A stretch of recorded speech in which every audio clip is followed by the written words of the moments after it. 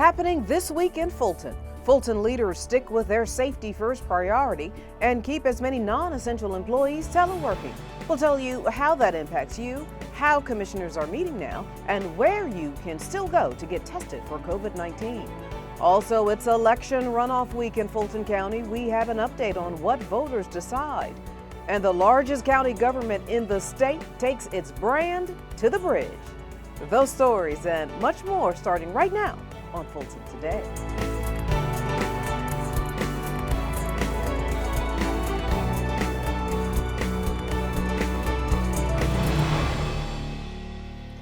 Welcome to Fulton Today, everybody. I'm Shania Chavis-Rucker. Fulton voters decide in a runoff election who will run key county departments and hold other top county and state leadership roles. FGTV's Douglas Bell has more on the races that send voters back to the polls. Douglas? As you may know, a runoff election became necessary after a number of candidates failed to get the 50+1% of the vote needed to win the election this past June. And though election officials have encouraged voters to cast their ballots via absentee or during the early voting period, many voters have opted to vote on August 11th. Here is what the ballot looks like. There's the race for the Fulton County District Attorney, the race for the Fulton County Sheriff, the race for Fulton County Superior Court Atlanta Judicial Circuit Judge to succeed Judge Constance Russell, and for Fulton County School Board District 4. On the Democratic ballot, there's the race in the 65th District of the Georgia General Assembly. Visit the Fulton County Elections webpage or the Secretary of State's website for all of the results. Meanwhile, as you may have heard during the early voting period, Fulton partnered with the Atlanta Hawks and created the largest early voting venue ever in the state, and it's believed in the country. State Farm Arena will also be an early voting location for the November election, as will a number of other locations in the county. So here's what's next. Following the runoff election, Governor Brian Kemp has ordered a September 29th special election to fill the vacant seat of the late Congressman John Lewis of the 5th Congressional District. Now, the voter registration deadline for the November general election and special election is October 5th. That general election is November 3rd, and if a runoff is needed, it will happen on December 1st. Now, there are a lot of dates to remember, so again, remember to check out the Fulton Elections webpage or the Secretary of State's website for all of the details. The November election is expected to have a record turnout, so Fulton County will be looking for poll workers and other civic partners to assist. Reporting from the Fulton County Government Center, downtown Atlanta, I'm Douglas Bell for FGTV. Thank you very much, Douglas. Now, to get a complete list of the voting locations, please visit the county's elections webpage. A number of locations have changed because of the pandemic, so please know before you go. Please wear a mask if you are visiting a polling location or any county building. Now, with the number of confirmed cases of COVID-19 continuing to rise, the largest county government in the state is still erring on the side of caution and safety.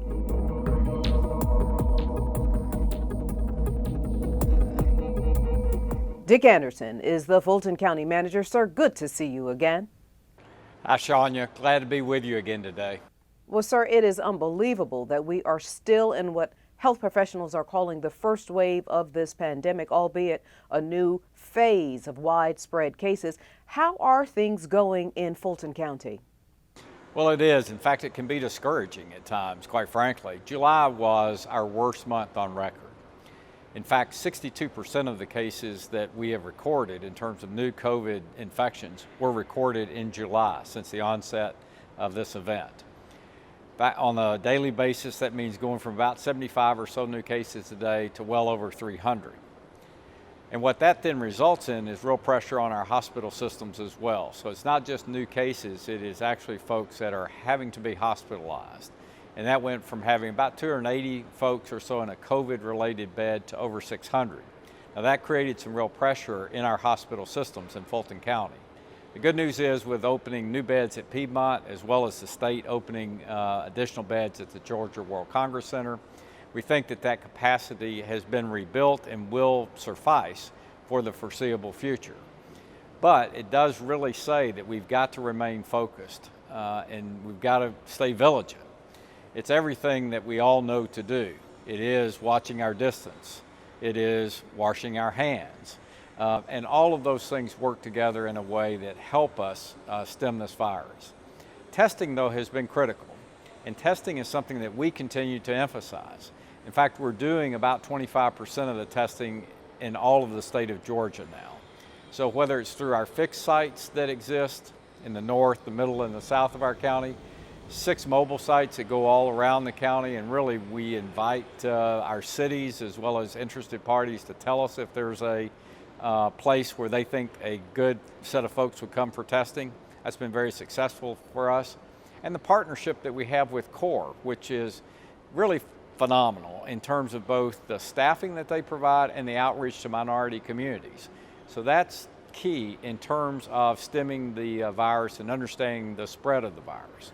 But for all those reasons, it is very critical to stay vigilant because, again, while some of the numbers would say that the virus was abating back in the early summer, it clearly has not.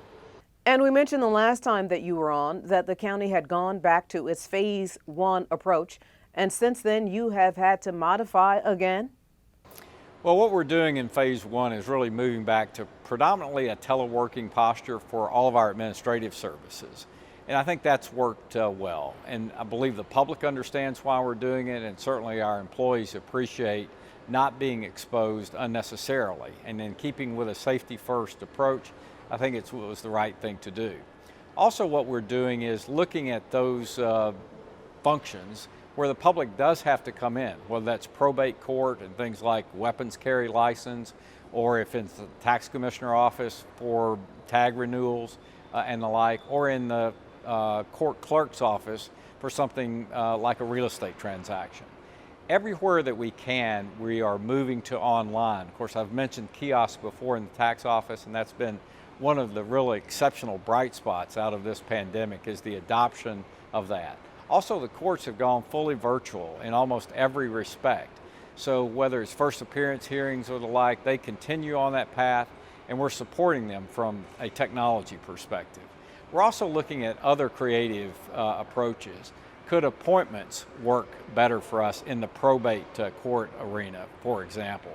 Could we have drive-through services in the tax commissioner arena? So wherever we can, we're working with our elected officials, particularly in those 3 areas where the public must continue to do business, and they generally have to do it in person if required by law, but we're looking at creative ways to find options that both create an environment that's safe, but also reduce the stress of having to stand in lines. Now, the preeminent service that we offer is elections, and I think everybody is interested in that. The detailed planning for August the 11th is now complete. Now, I've said for some time that's the preseason because the real championship is the November election, and we'll be preparing then over the course of the next several months for that. But all the planning that we've done, all the tools that we've developed, and I think the alignment that we have with our cross-functional team will help us deliver the best voting experience in Fulton County. And that's what we intend to do. And Fulton commissioners also modified how they are meeting this month.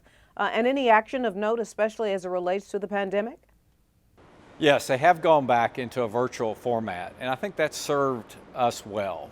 We know how to use the technology. The public has adopted the technology as a way to both access our commissioners as well as watch progress of the meeting.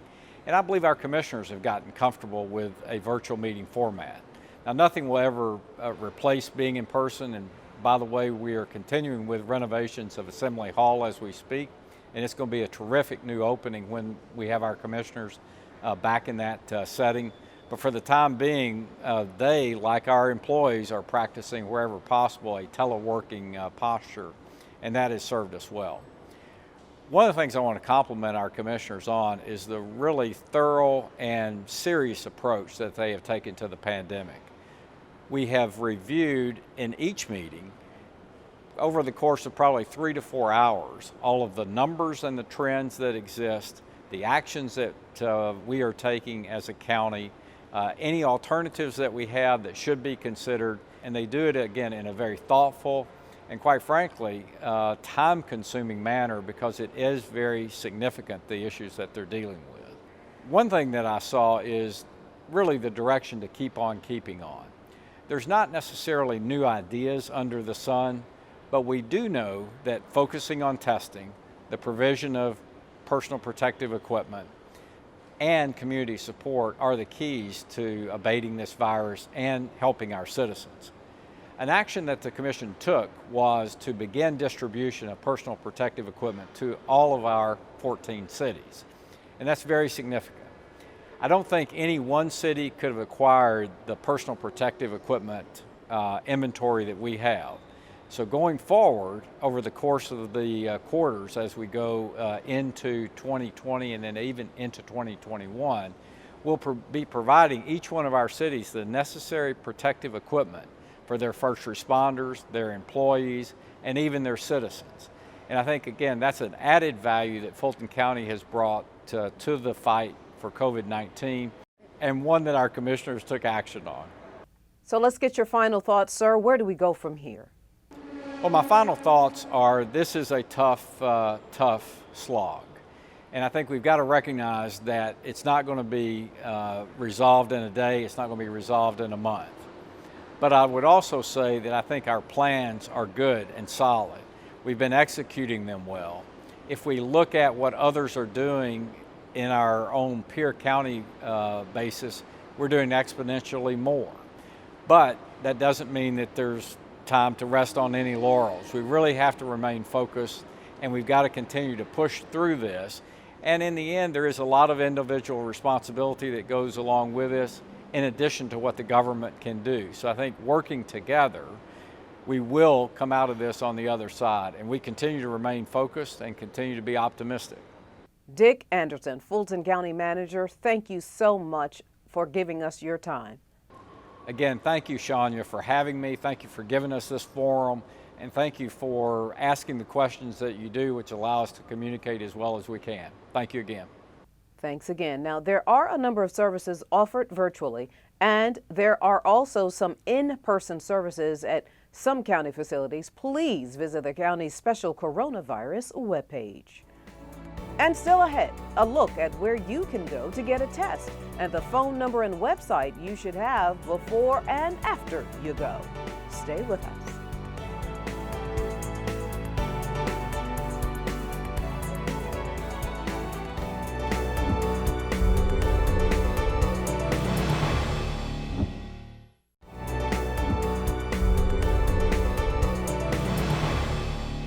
Welcome back, everybody. Fulton's Board of Health is ensuring that the county is offering COVID-19 testing and has even partnered with a number of organizations and jurisdictions to get residents tested. FGTV's Priscilla Baylog tells us that the demand has caused health officials to make some modifications of their own. Priscilla? Since the volume of residents who want to get COVID-19 testing is high, workers want residents to be aware of some recent changes. Some testing sites will have to close early if the 500 test daily maximum is reached. The wait time at testing sites has been averaging about 30 minutes to an hour. There are drive-up testing sites and walk-up sites. Walk-up residents are being advised to bring a chair, water, and an umbrella if the forecast calls for rain while they wait. Also, lightning in the area can cause a testing site to be temporarily closed. Testing locations, dates, and times are subject to change, so residents are encouraged to visit coreresponse.org/COVID-19-Atlanta the day of testing to confirm testing site information. That link is also on our website, fultoncountyga.gov/COVID-19 testing.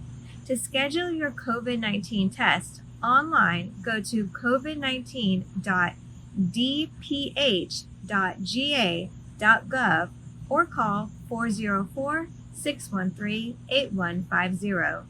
For residents who are interested in antibody testing, our partners at the American Red Cross, who are facing a critical need for blood at this time, are performing antibody testing on all donations. An antibody test screens for antibodies in your blood, which are formed when fighting an infection like COVID-19. Donors who test positive for COVID-19 antibodies may have the unique opportunity to help patients fighting the disease. To learn more about this testing, go to redcrossblood.org.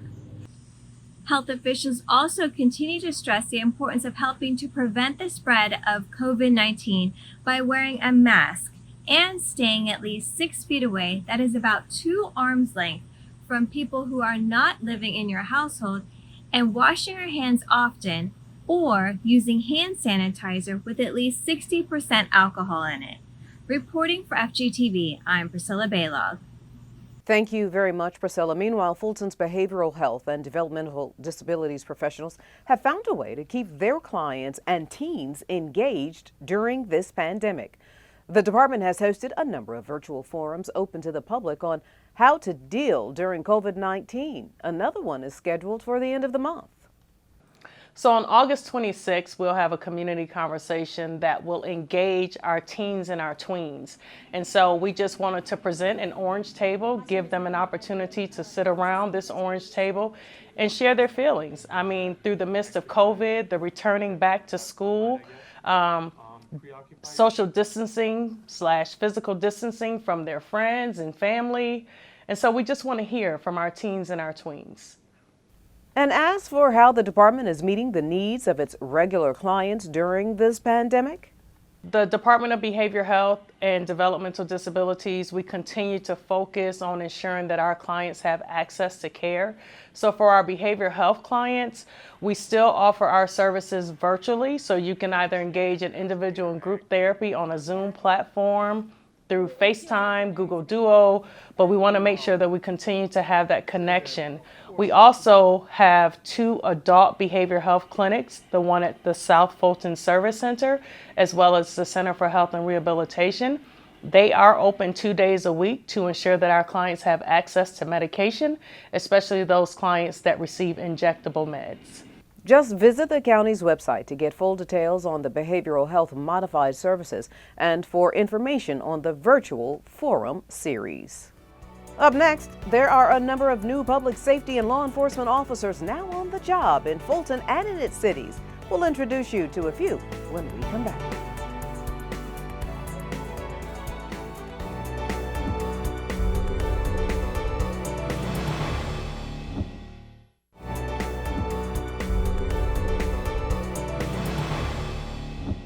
Fulton County Police, along with other county law enforcement, welcome new members to their teams.